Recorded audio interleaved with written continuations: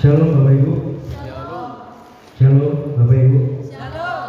Oke, puji Tuhan pada hari ini, pada hari Minggu setelah 7 hari kita mengerjakan kita masing-masing, setelah kita melakukan Natal di sini, semuanya sungguh baik, banyak proses, banyak tuntutan, banyak masalah, problem, tapi jangan percaya bahwa semua itu pasti ada hikmatnya, semuanya pasti ada maunya Tuhan di hidup kita. Seperti saya sendiri,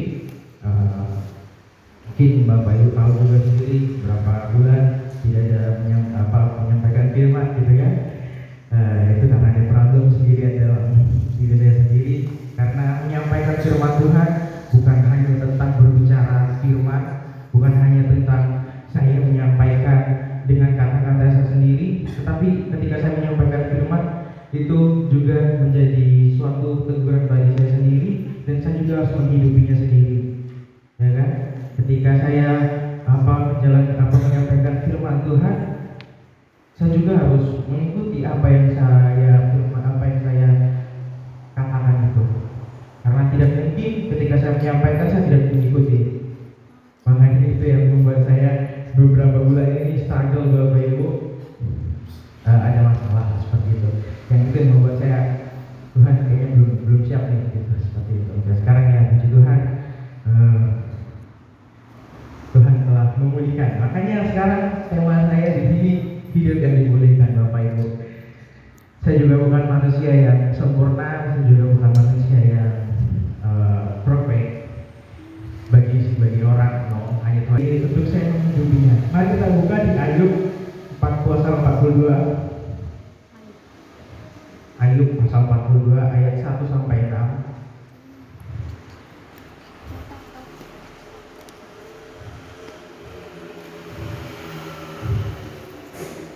Ayub kepada Tuhan, aku tahu bahwa Engkau sanggup melakukan segala sesuatu dan tidak ada rencanamu yang gagal. Firman-Mu, siapakah dia yang menyelubungi keputusan tanpa pengetahuan? Itulah sebabnya tanpa pengertian aku telah bercerita tentang hal-hal yang ajaib bagiku dan yang tidak aku ketahui. Firman-Mu, dengarlah, maka akulah yang berfirman, akan menanyai Engkau supaya Engkau beritahu aku. Hanya dari kata orang saja aku mendengar tentang Engkau, tetapi sekarang mataku sendiri memandang Engkau. Oleh sebab itu aku mencabut perkataanku, dan dengan menyesal aku duduk dalam debu-debu aku. Puji Tuhan Bapak Ibu. Ini kalau Bapak Ibu tahu, Ayub adalah seorang yang saleh, Ayub adalah seorang yang taat kepada Tuhan, seorang yang betul-betul mengikuti jalannya Tuhan. Dan Bapak Ibu juga sendiri tahu, Ayub adalah orang juga yang sangat kaya pada saat itu, orang yang berkelimpahan, anaknya cantik, anak cowoknya juga ganteng, istrinya juga ada gitu kan, ternak-ternaknya juga banyak gitu kan. Tapi pada waktu itu Tuhan memberikan dirinya kepada iblis, pokoknya untuk dicobai Bapak Ibu, bukan diberikan ini ya, tapi untuk dicobai. Dan terjadi dalam malapetaka dalam kehidupannya, semuanya bangkrut, semuanya habis.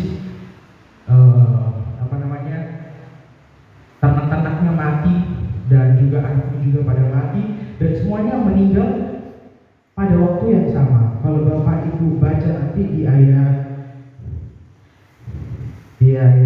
itu bilang bagaimana cara Ayub dipulihkan. Next, pertama yaitu Ayub percaya bahwa Tuhan sanggup memulihkan hidupnya dan tidak pernah gagal dalam perancangannya. Jadi Ayub itu percaya Bapak Ibu bahwa Tuhan sanggup memulihkan hidupnya. Di ayat pertama sampai ayat kedua itu dikatakan, saya akan baca sekali lagi.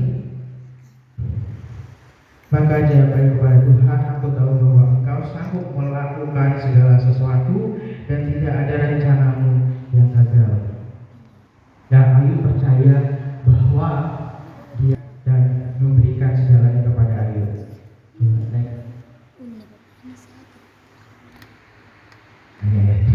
Lanjut lagi.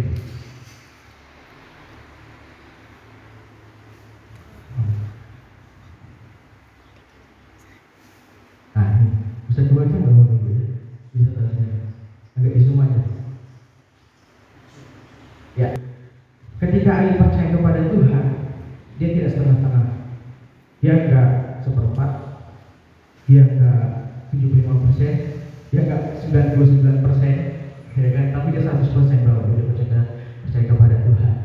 Dia percaya bahwa ketika Tuhan yang mengambil, maka Tuhan juga dapat memberi.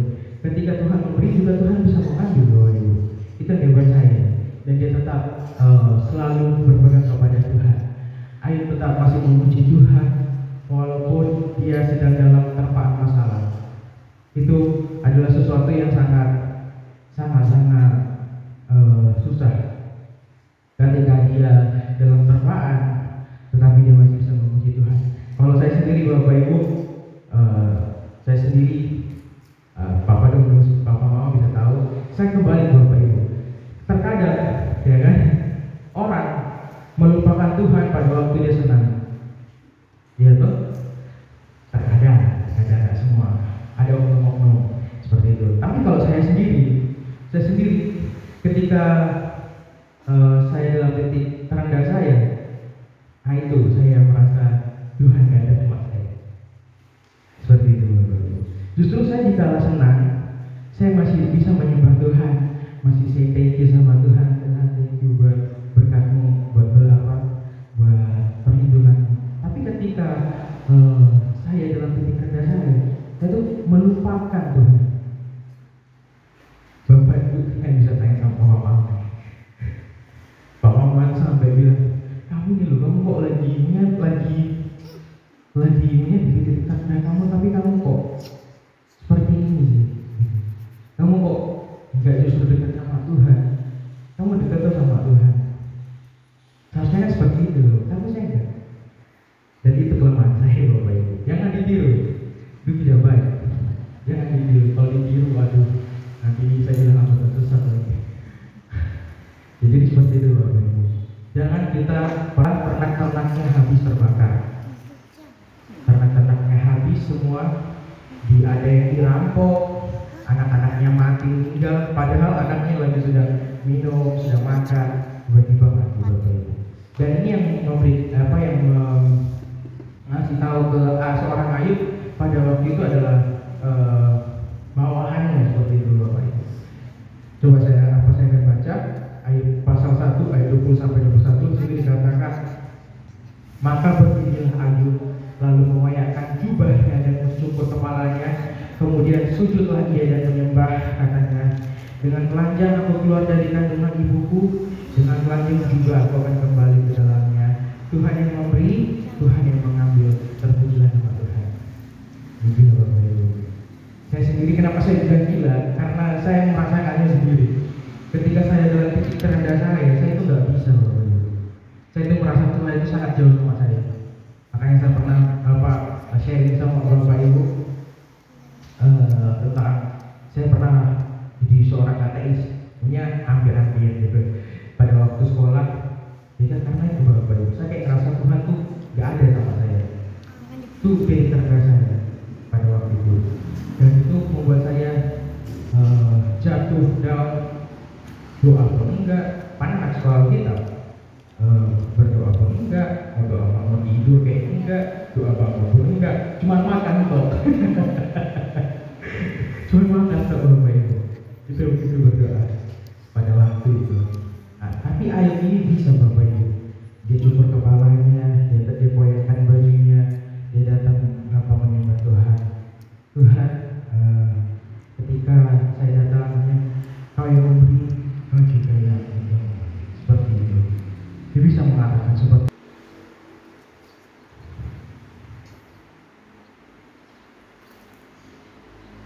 Nah, yang kedua, Ayub mengakui kelemahan.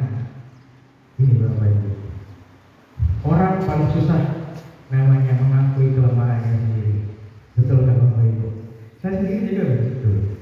Makanya saya bilang ayat ini, tema ini bukan hanya untuk Bapak Ibu, tapi buat saya sendiri. Orang itu paling susah mengakui kelemahannya sendiri. Terkadang, ya kan? Allah bilang, misalnya contoh aja. Pada waktu Allah bilang, kamu udah berdoa belum? Udah. Padahal belum tuh, Bapak Ibu. Itu kelemahan tuh,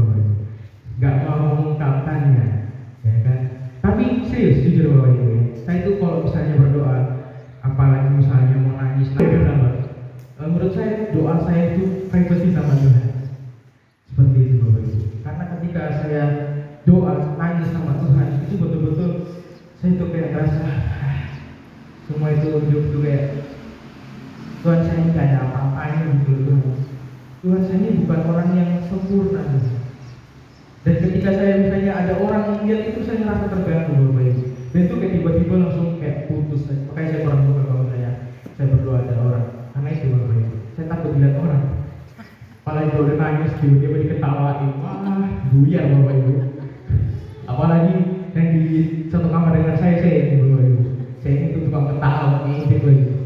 Tiba-tiba di ayat 3 dikatakan, engkau bertanya mengapa aku berani meragukan hikmatmu, padahal aku sendiri tidak tahu menahu. Aku bicara tentang hal-hal yang tidak aku mengerti, tentang hal-hal yang terlalu ajaib bagiku. Di sini seorang Ayub, dia mengakui kelemahannya. Dia suka berbicara yang tidak punya. Orang yang adalah orang yang memiliki kesadaran diri yang tinggi. Mereka tidak takut untuk menunjukkan sisi rentan mereka. Mereka tidak takut dijudge karena mereka melihatnya sebagai kesempatan untuk belajar dan tumbuh. Ini Bapak Ibu, orang yang bisa mengakui kelemahannya, bukan orang yang sombong. Aku banyak dosa, kadang melakukan ini, melakukan ini. Itu yang perlu Bapak Ibu katakan sama Tuhan. Gak usah Bapak Ibu apa puji-puji ngasih tahu orang ini aku lemah nih. Gak usah gitu. Kasih tahu aja sama Tuhan. Sama seperti ini. Karena ketika kita mengakui kelemahan kita sama Tuhan, Tuhan itu walaupun sebenarnya kita tidak mengakui kelemahan kita Bapak Ibu, Tuhan itu udah tahu kelemahan kita itu seperti apa, ya kan? Tuhan itu udah tahu apa yang kita lakukan, dosa apa yang kita perbuat, Tuhan itu udah tahu. Jadi walaupun sebenarnya kita tidak pasti kena, ya kan, langsung merasa tersakiti.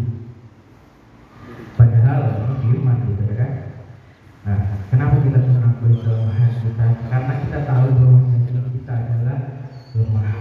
Roh bukan nurut, tetapi daging lemah. Misalnya seperti saya, kalau misalnya saya di sana di stas, saya itu sering doa pagi, ya kan. Walaupun kadang-kadang saya juga malas terakhir karena saya skripsi Bapak Ibu. Jadi ngerjain sampai pagi.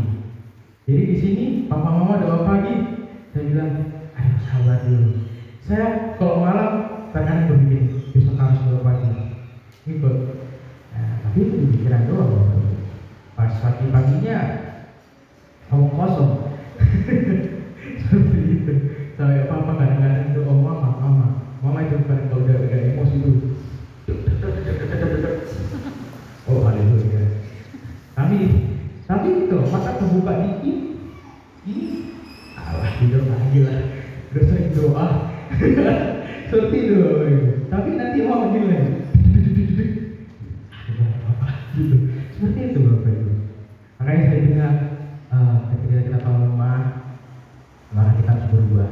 Karena di firman Tuhan juga mengatakan, yaitu roh penurut tapi hanya kita lemah. Maka itu kita harus sadar akan kelemahan kita dan kita mau merubahnya. Seperti seorang Ayub. Kenapa Ayub mau mendengarkan firman Tuhan? Ayat ini. Baru situ katakan, firman-Mu dengarlah maka akulah yang akan berfirman, aku akan menanya engkau supaya engkau memberitahu aku. Tapi kalau kita baca di BEK itu lebih jelas penerjemahan ini, itu dikatakan engkau menyuruh aku mendengarkan ketika engkau bicara dan memberi jawaban bila engkau bertanya. Kenapa saya bisa tersampaikan? Berarti dosanya Bapak Ibu takore, ya kan? Betul nggak? Takore, ketahuan ya, kayak gitu kan?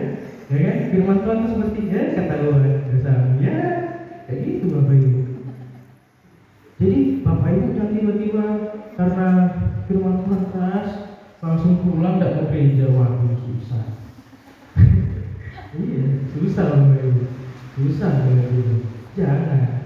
Kalau justru firman itu menyakiti hati Bapak Ibu dan membuat Bapak Ibu tercerahkan, berarti ini kelemahan dulu. Akui, bukan diberikan pamer, tapi akui. Seperti Ayub tadi, dia mengakui kelemahannya. dia mau mendengarkan firman Tuhan, dan dia mau mengakui kalau misalnya itu kelemahannya. Jangan kita memberikan tameng pada firman itu, karena firman itu baik, ya. Firman itu sangat baik Bapak Ibu. Dia mampu memberkati kita, memberkati kehidupan kita, dan juga mengubah hidup kita dari yang tidak justru memberikan penguatan dan hikmat dan lain-lain, terlalu banyak manfaat. Bagi orang yang tidak berjalan menurut nasihat orang fasik, yang tidak menghalangi orang yang tidak menghalangi orang yang berdosa, dan yang tidak duduk dalam kumpulan pencemooh, namun itu Ayub membuat pengakuan dan bertobat. Ketika dia mau dipulihkan, dia mau membuat sebuah pengakuan bahwa Tuhan itu sangat luar biasa dalam hidup dia, dan dia mau bertobat. Pada waktu tentang engkau, tetapi sekarang mataku sendiri memandang engkau. Oleh sebab itu aku mencabut perkataanku, dan dengan menyesal aku duduk dalam debu dan abu. Intinya kenapa harus membuat pengakuan? Karena Ayub tahu bahwa dia tidak berkenan di hadapan Tuhan, dan dia mau menyesali dan malu. Itu Bapak Ibu. Bertobat bersungguh-sungguh seperti seorang Ayub, maka hidup kita akan dipulihkan Tuhan seperti Ayub. Bukan satu kali lipat, tapi dua kali lipat Bapak Ibu. Apa yang kita punya itu sangat-sangat luar biasa. Dan ketika